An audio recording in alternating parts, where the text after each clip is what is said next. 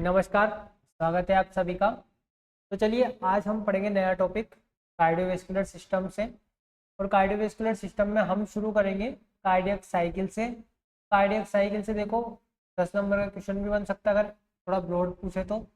लेकिन इसमें जब दो टॉपिक मिलाकर पूछे जाते हैं तो कार्डियक साइकिल पूछ ले, उसके साथ में कोई वेंट्रिकुलर जो इवेंट्स होते हैं वो पूछ लिया, तो ये मिला के ना 10 नंबर का आता है। वहीं पर अगर कार्डियक साइकिल सिंगल में पूछ लिया तो 5 नंबर का पूछ लेते हैं। ठीक है, तो सबसे पहले हम कार्डियक साइकिल देखते हैं। कार्डियक साइकिल क्या होता है? तो देखो कार्डियक साइकिल के लिए यहाँ पे बताया है, कार्डियक साइकिल को क्या कहा है कि ये एक सीक्वेंस होता है कोऑर्डिनेटेड इवेंट्स का। क्या होता है? एक सीक्वेंस होता है कोऑर्डिनेटेड इवेंट्स का, जो कि कब हो रहा होता है? हर एक बीट जो हार्ट बीट है, हर एक बीट के टाइम पे जब जो इवेंट्स हो रहे होते हैं, ठीक है, उन इवेंट्स का जो एक सीक्वेंस है उसको क्या कहा गया है? उसको कहा गया है कार्डियक साइकिल।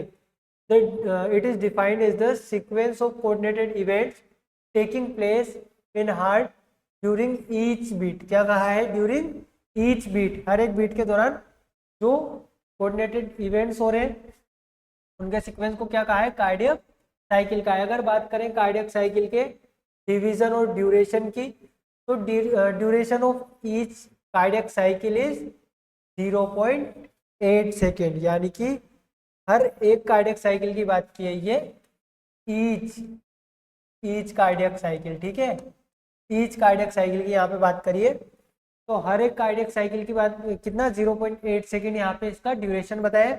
डिवीजन की बात करें तो देखो दो इवेंट्स हो रहे होते हैं, कौन कौन से? एट्रियल इवेंट और वेंट्रिकुलर इवेंट। एट्रियल इवेंट कौन से? जो एट्रिया में हो रहे होंगे। वेंट्रिकुलर इवेंट कौन से? जो वेंट्रिकल में हो रहे होंगे। तो एट्रिया में कौन कौन से इवेंट्स हो रहे हैं? एट्रिया में हो रहा है एट्रियल सिस्टोल जो कि 0.1 सेकेंड का है, और एट्रियल डायस्टोल जो कि 0.7 सेकेंड का है। अब अगर आप ये सोचो कि सर एट्रियल सिस्टोल और एट्रियल डायस्टोल ही 0.1 सेकेंड और 0.7 सेकेंड के हो गए, तो बाकी का क्या? क्योंकि 0.8 सेकेंड तो इनसे हो गए। तो हम जब वेंट्रिकुलर जो वेंट्रिकुलर इवेंट्स है, वेंट्रिकुलर इवेंट्स की जब हम बात करेंगे तो वहां पे हम देखेंगे कि कुछ जॉइंट इवेंट्स हो रहे होते हैं। ठीक है, तो वेंट्रिकुलर इवेंट्स में क्या क्या आएगा?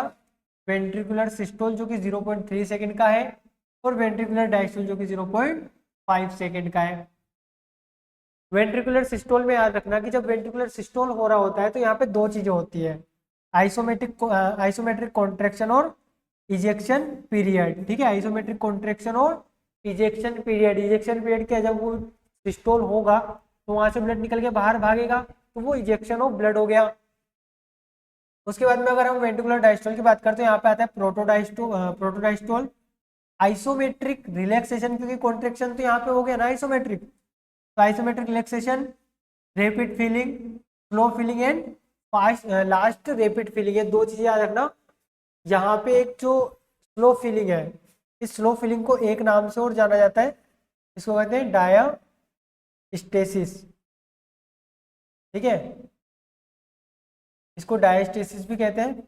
और ये यहाँ पे जो लास्ट रैपिड फीलिंग है, ये एट्रियल सिस्टोल की वजह से होती है, ड्यू टू एट्रियल सिस्टोल।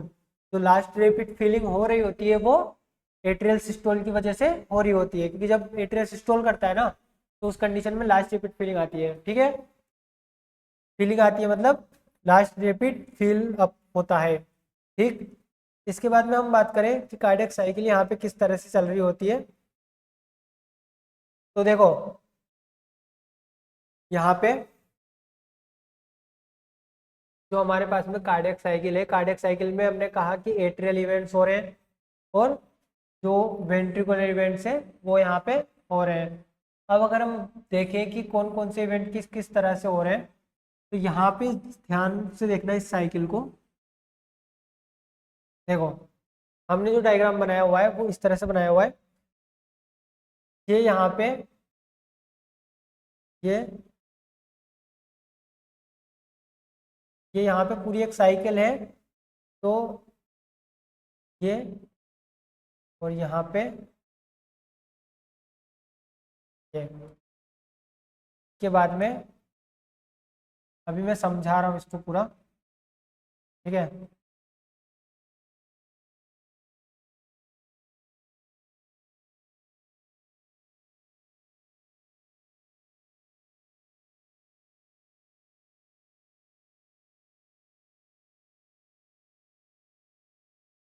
अब देखो यहाँ पे क्या हो रहा है कि ये जो फेज चल रहा है वेंट्रिकुलर सिस्टोल वाला फेज चल रहा है ये, और ये एट्रियल सिस्टोल वाला फेज है। यहाँ पे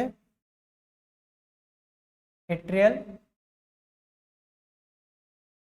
सिस्टोल वाला ये फेज है। अब एट्रियल सिस्टोल कब होता है, तो देखो एट्रियल सिस्टोल को अगर आप ध्यान से देखोगे तो 0.8 सेकंड से लेके और 0.1 सेकंड के बीच में ये हो रहा है।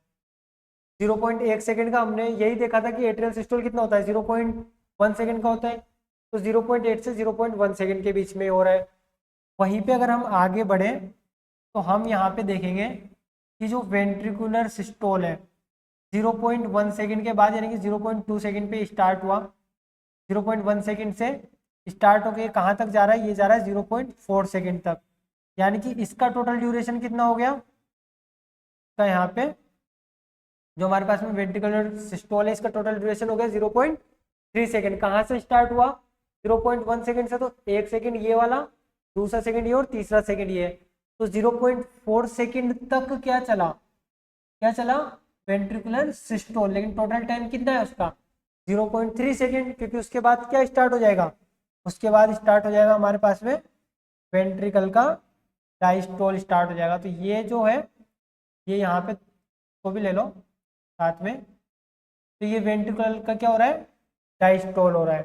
तो वेंट्रिकल का डायस्टोल 0.4 सेकंड पे स्टार्ट हुआ, 0.8 सेकंड तक चला। तो टोटल ड्यूरेशन इसका कितना हो गया 0.4 सेकंड। कितना हो गया 0.4 सेकंड। अगर आप यहाँ से पे ध्यान से देखो तो यहाँ पे ये जो फेज आपको दिखाई देगा एक, ये यहाँ से लेके और यहाँ तक वाला, ठीक है, ये जो आपको फेज दिखाई दे रहा है इसमें होगा, इसमें आप ध्यान से देखोगे तो आपको समझ में आएगा कि इसी फेज में एट्रियल डायस्टोल, देखो एट्रियल डायस्टोल भी हो रहा है और वेंट्रिकुलर जो एट्रियल डायस्टोल है वो भी हो रहा है और वेंट्रिकुलर डायस्टोल भी हो रहा है।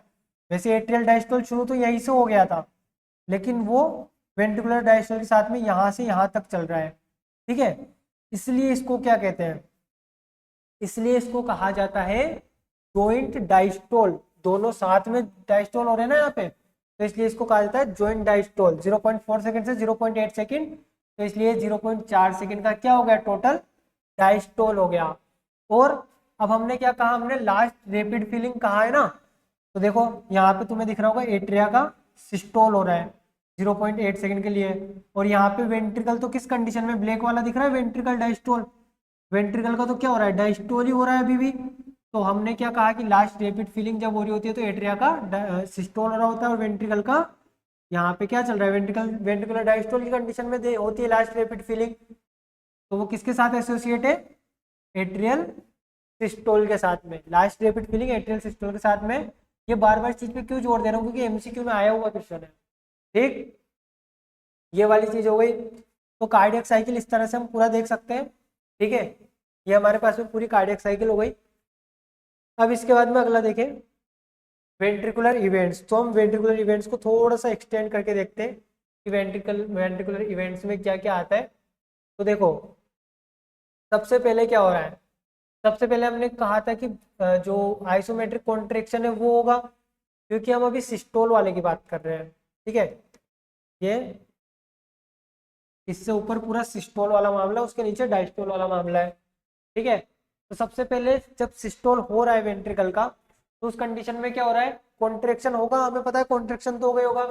तो first phase of ventricular systole, ठीक है, ये तो हमें पता ही है कि वेंट्रिकुलर सिस्टोल का फर्स्ट फेज है इमीडिएटली आफ्टर एट्रियल सिस्टोल। क्या कहा है, इमीडिएटली आफ्टर एट्रियल सिस्टोल, यानी कि ये देखो ये एट्रियल सिस्टोल हो रहा है यहाँ पे, ये देखो ये दिख रहा है एट्रियल सिस्टोल। तो एट्रियल सिस्टोल के जस्ट बाद में क्या हुआ, ये स्टार्ट हो गया। इसीलिए कहा है कि जो वेंट्रिकुलर सिस्टोल है वो एट्रियल सिस्टोल के इमीडिएटली स्टार्ट हो जाता है।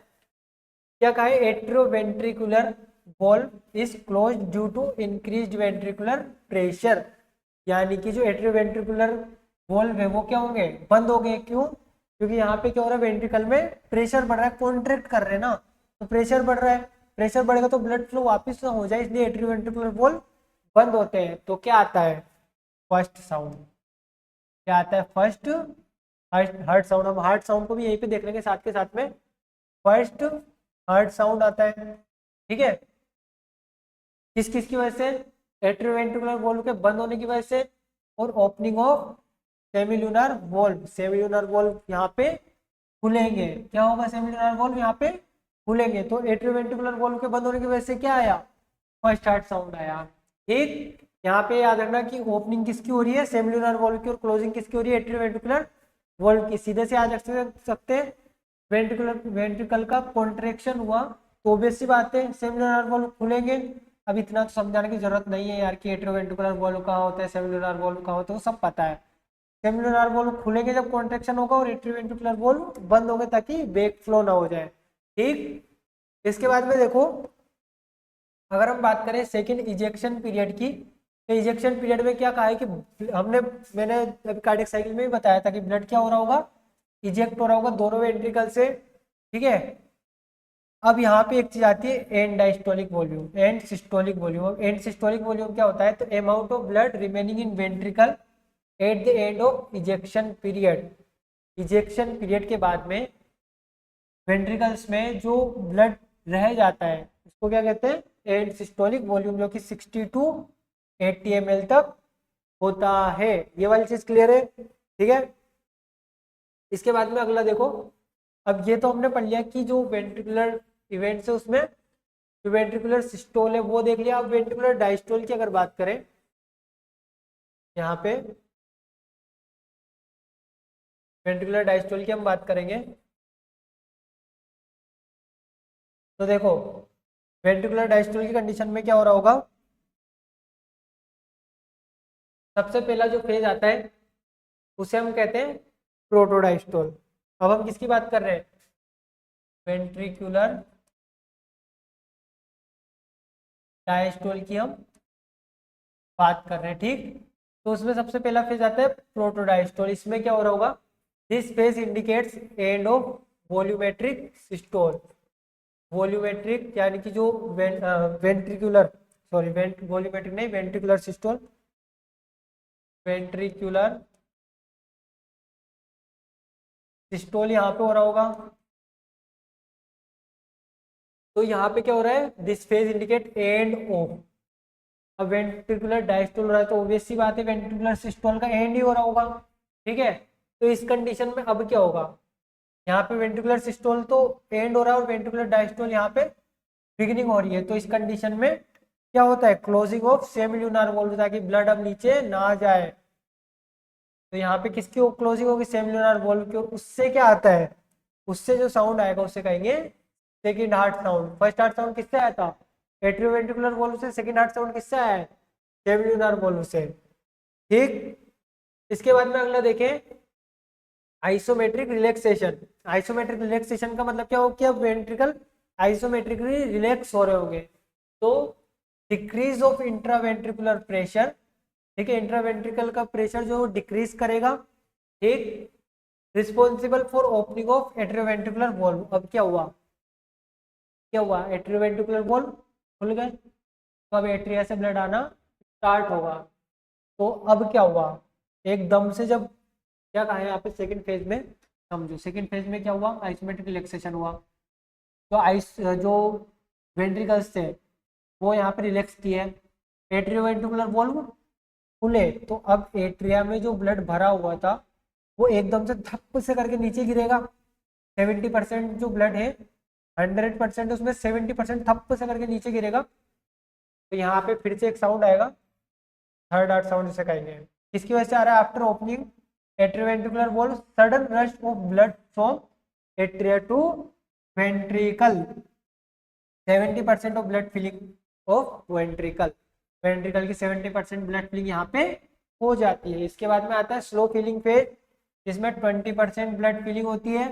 और लास्ट रैपिड फिलिंग में क्या हो रहा होता है, ये रही लास्ट रैपिड फिलिंग, ये जो है ना, ये वाला फेज, ये एट्रिया का जो सिस्टोल हो रहा है, ये लास्ट रैपिड फिलिंग फेज है, ठीक।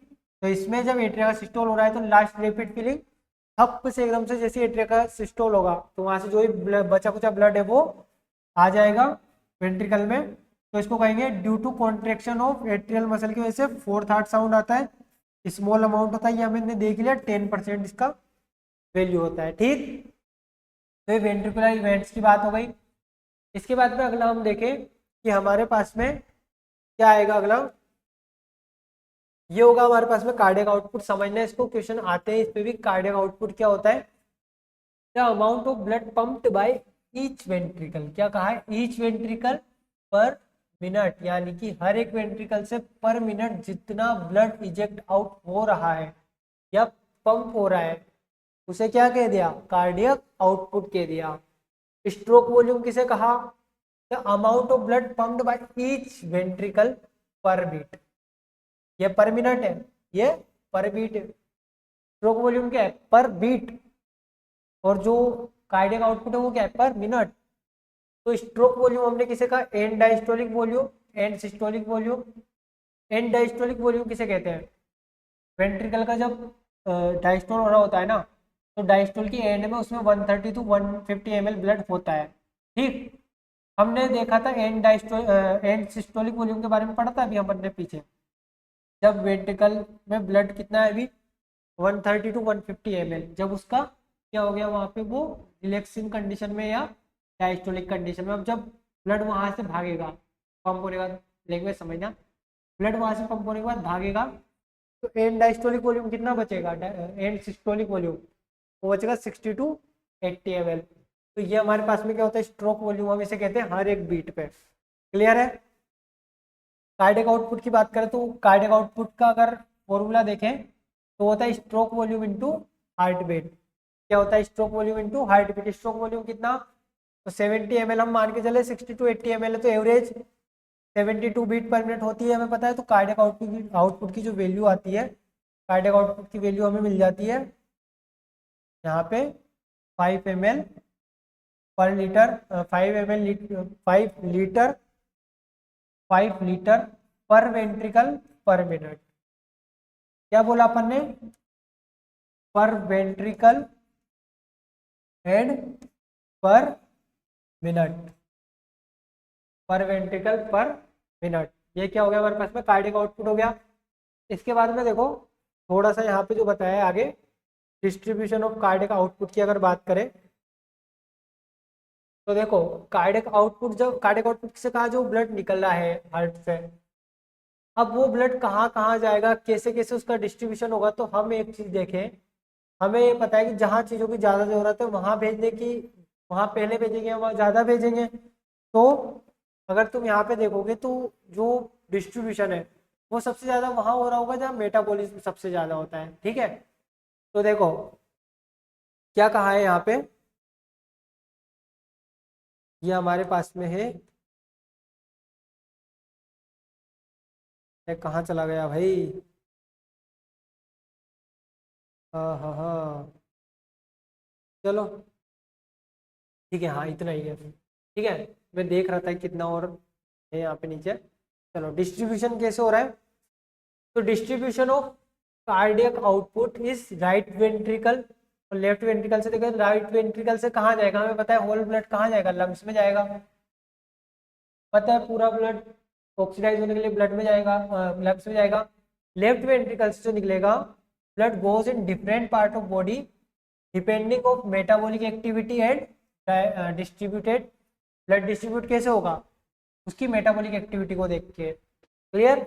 मैक्सिमम कहाँ जाएगा, लीवर में, हमें पता है मैक्सिमम मेटाबॉलिक एक्टिविटी हो रही है। मिनिमम कहाँ जाएगा, हार्ट में। लो भाई खुद ही दे रहा है, खुद ही के पास कम है। ठीक है, मिनिमम मेटाबॉलिक एक्टिविटी है इसलिए।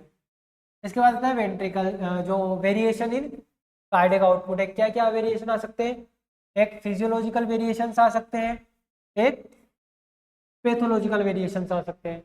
फिजियोलॉजिकल वेरिएशंस की अगर बात करें तो environmental temperature, exercise, high altitude, posture, sleep, pregnancy, ये सारे इफेक्ट करते हैं कार्डियक आउटपुट पे। ये फिजियोलॉजिकल इफेक्ट्स हैं। ठीक है, इन्वायरमेंटल टेम्परेचर हो गया, एक्सरसाइज हो गया, हाई एल्टीट्यूड हो गया, पोस्चर हो गया, स्लीप हो गया, प्रेगनेंसी हो गया, ये सारे फिजियोलॉजिकल। फिजियोलॉजिकल किसे कहेंगे, जो जनरली बॉडी में बिना डिजीज की कंडीशन में हो जा रहे हैं किन्हीं और रीजन की वजह से, ठीक है, बॉडी की रीजन की वजह से। लेकिन पैथोलॉजिकल किसे कहेंगे, जब किसी डिजीज की वजह से हो रहा हो। तो इंक्रीज कब होगा कार्डियक आउटपुट, फीवर में इंक्रीज हो जाएगा, एनीमिया में इंक्रीज हो जाएगा, और हाइपरथायरॉइडिज्म में, हाइपरथायरॉइडिज्म में भी इंक्रीज हो जाएगा। वहीं पे डिक्रीज की बात करेंगे, डिक्रीज कार्डियक आउटपुट कब होगा, तो एट्रियल फिब्रिलेशन, एट्रियल फिब्रिलेशन यानी कि एट्रिया कॉन्ट्रैक्ट नहीं कर रहे हैं उसकी मसल डैमेज होने की वजह से, हिमोरेजिया और हाइपरथायरॉइडिज्म। सोच के देखना, एट्रियल फिब्रिलेशन जब हो जाता है तब भी पता है हार्ट काम करता रहता है, बताओ क्यों? क्योंकि मुझे एक बात बताओ कि जो फीलिंग हो रही है ब्लड की, वो तो एट्रीवेंट्रिकुलर वॉल्व खुलते से हो जा रही है 70%, तो हार्ट तो काम कर ही रहा है ना, सर्कुलेशन तो रुकेगा नहीं, ठीक, ये वाली चीज क्लियर है। इसके बाद में देखो अगला हमारे पास में आता है फैक्टर मेंटेनिंग कार्डियक आउटपुट, यानी कि कौन कौन से फैक्टर है जो कार्डियक आउटपुट को मेंटेन करके रखेंगे।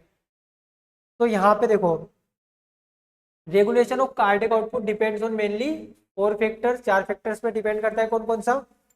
पहला देखो तो वीनस रिटर्न पे डिपेंड करेगा कि वीनस रिटर्न क्या होता है, amount of blood return to heart from the different part of body, यानी कि बॉडी के डिफरेंट पार्ट से जो ब्लड आ रहा है हार्ट के पास में या एट्रियम के पास में, उसे क्या कह देंगे, वीनस रिटर्न कह देंगे, ठीक। तो जो कार्डियक आउटपुट है वो डायरेक्टली प्रोपोर्शनल होता है, क्या होता है, डायरेक्टली प्रोपोर्शनल होता है वीनस रिटर्न के, जितना वीनस रिटर्न आएगा उतना हार्ट वापस से पंप करेगा। Eight other 3 factors remaining constant, याद रखना ये अदर 3 फैक्टर्स क्या होते हैं, कांस्टेंट रहते हैं। इसके बाद बात करें फोर्स ऑफ कॉन्ट्रेक्शन की, कि फोर्स ऑफ कॉन्ट्रेक्शन कैसे यहाँ पे काम कर रहा होता है। तो देखो यहाँ पे दो चीजें हैं, ठीक है, यहाँ पे दो चीजें हैं, प्री लोड की कंडीशन और आफ्टर लोड की कंडीशन, ठीक। प्री लोड की कंडीशन में क्या होगा, क्या कहा यहाँ पे, प्री लोड किसे कहते हैं, stretching of muscle fibre at the end of diastole just before the contraction, यानी कि जो मसल्स है उनका डायस्टोल हो रहा है, कब उनका यहाँ पे स्ट्रेचिंग हो रही है, कब, डायस्टोल के एंड में, ठीक है। क्या कहा है, at the end of diastole and just before the contraction, वो प्रीलोड की कंडीशन है। तो याद भी रख सकते हो सीधे कि जो प्रीलोड है वो डायरेक्टली प्रोपोर्शनल होता है फोर्स ऑफ कॉन्ट्रेक्शन के, तो जो कार्डियक आउटपुट है डायरेक्टली प्रोपोर्शनल होगा किसके, प्रीलोड के, प्रीलोड के डायरेक्टली प्रोपोर्शनल होगा। वहीं पे अगर हम आफ्टर लोड की बात करें तो it is the force against which ventricles must be contract and eject blood, यानी कि ये वो कंडीशन है या ये वो फोर्स है जिसके अगेंस्ट में जो वेंट्रिकल्स है उन्हें ब्लड को पंप करना है, ठीक है। तो आफ्टर लोड जब ज्यादा होगा, यानी कि अब ये देखो इनवर्सली प्रोपोर्शनल है, ये क्या है, फोर्स ऑफ कॉन्ट्रेक्शन। पहले हम फोर्स ऑफ कॉन्ट्रेक्शन को देखें तो फोर्स ऑफ कॉन्ट्रेक्शन क्या है, इनवर्सली प्रोपोर्शनल है, इनवर्सली प्रोपोर्शनल है फोर्स ऑफ कॉन्ट्रेक्शन के ये आफ्टर लोड।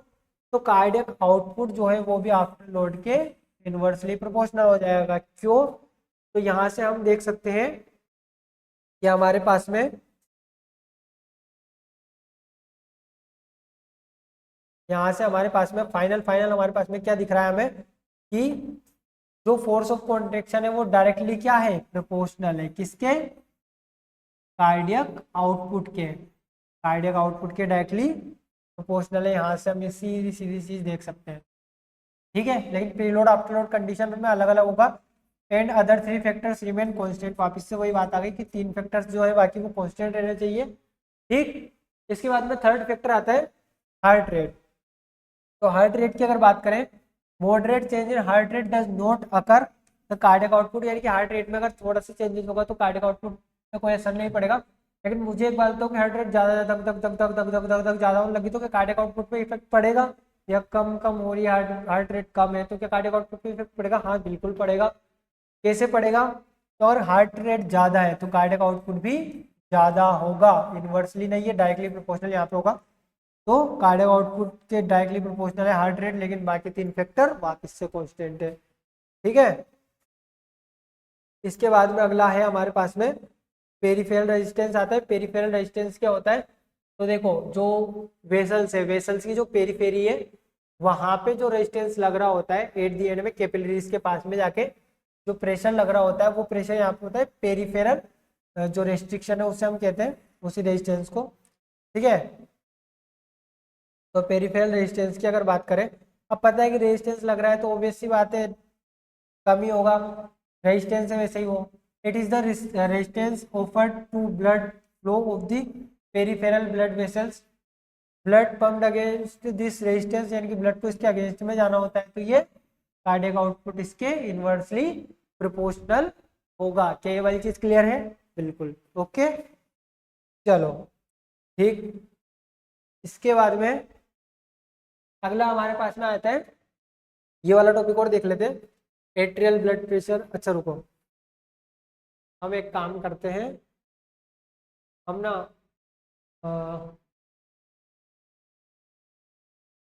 हाँ हम छोटा सा एक टॉपिक देख लेते हैं, एट्रियल पल्स, ठीक है। एट्रियल पल्स हम देख लेते हैं, फिर बाकी नेक्स्ट लेक्चर में देखेंगे। तो देखो एट्रियल पल्स क्या होती है, 5 नंबर में आ सकता है तो इजीली मत लेना। Atrial pulse is defined as the pressure changes transmitted in the form of wave through atrial wall and blood column from heart to periphery। यानी कि देखो हार्ट से जो वेसल्स की पेरिफेरी है उन पे क्या जा रहा है, एक वेव के थ्रू, क्या है ये एक वेव बना रहा है, प्रेशर चेंजेस हो रहे हैं, जो भी प्रेशर चेंजेस हो रहे हैं वो ट्रांसमिट हो रहे हैं एक वेव के थ्रू, जो भी प्रेशर चेंजेस हो रहे हैं वो ट्रांसमिट हो रहे हैं वेव के थ्रू, कहाँ से कहाँ तक, हार्ट से ब्लड वेसल की पेरिफेरी तक, ठीक है। तो इसको हमने क्या कहा, एट्रियल पल्स कह दिया, ठीक। अब देखो यहाँ पे क्या कहा है, कॉन्ट्रेक्शन ऑफ हार्ट होगा, atrial pressure wave produced in elastic wall of aorta, aorta की इलास्टिक वॉल में प्रेशर जनरेट होगी। After brief interval it can be felt in every superficial peripheral artery like radial artery. यानी कि देखो जैसे ही heart से एक वेव बन के निकली ना, तो हमें तो लगता है से हम रेडियल आर्टरी देख रहे हैं तो नहीं यार, हमें फील हो जा रही है, लेकिन कुछ गैप आता है, कुछ माइन्यूट सा गैप आता है, ठीक है। तो कहाँ कहाँ पे हम क्या कहा है यहाँ पे, सुपरफिशियल जो भी पेरिफेरल वेसल्स है उन पे फील कर सकते हैं। कौन कौन सी हो सकती है, रेडियल पल्स हो गई, फीमोरल पल्स हो गई, कैरोटिड पल्स हो गई, ब्रेकियल पल्स हो गई, पोप्लिटियल हो गई, टेम्पोरल हो गई, फेशियल हो गई। ये सारी जो भी पल्स, जो भी वेसल्स है पेरिफेरल वेसल्स सुपरफिशियल, इन पे हम इसको फील कर सकते हैं। बात करें observations during examination of pulse, examination of pulse देखते वक्त हम क्या क्या देखते हैं, तो हम देखते हैं rate, rhythm, character, volume, condition of the blood vessels, vessel wall और डिले इन पल्स, पल्स में कितना डिले हो रहा है। तो रेट की बात करें तो रेट क्या होगा यहाँ पे, नंबर ऑफ पल्स पर मिनट, 72 पर मिनट, ये तो पता ही है। रिदम क्या होगी, regularity of pulse, interval between beats, interval between beats, regularly irregular है भाई या इरेगुलरली इरेगुलर है, दो टाइप की हो सकती है। वहीं पे कैरेक्टर की बात करो तो कैरेक्टर से यहाँ पे समझना, tension on the vessel wall produced by the, यहाँ पे ये हमारे पास में वेव्स ऑफ पल्स, यानी कि जो यहाँ पे पल्स है वो उनमें क्या टेंशन वो प्रोड्यूस कर दे रही है वेसल की वॉल में, वो कैरेक्टर होगा।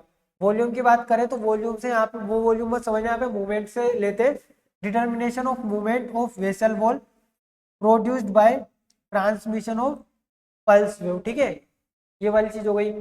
इसके बाद में देखो अगला यहाँ पे बताया कि condition of the blood vessel, तो कंडीशन ऑफ ब्लड वेसल्स की अगर हम बात करेंगे तो कंडीशन ऑफ ब्लड वेसल में हमारे पास में क्या आएगा, in children and adult vessel wall are not palpable, जो वेसल वॉल्स होती है चिल्ड्रंस में और एडल्ट्स में वो पाल्पेबल नहीं होती है, लेकिन ओल्ड एज में वो रिजिड हो जाती है और पाल्पेबल होती है, ओल्ड एज में रिजिड हो जाती है और पाल्पेबल होती है, ठीक। इसके बाद में 6th आता है डिले पल्स, ये हमने भी बात की, the interval of pulse in certain peripheral arteries is delayed, ये अभी हमने बात कर ली इसकी। तो इस तरह से हमने 3-4 टॉपिक तो देख लिए, बाकी नेक्स्ट वीडियो में करेंगे, ठीक है। Thank you.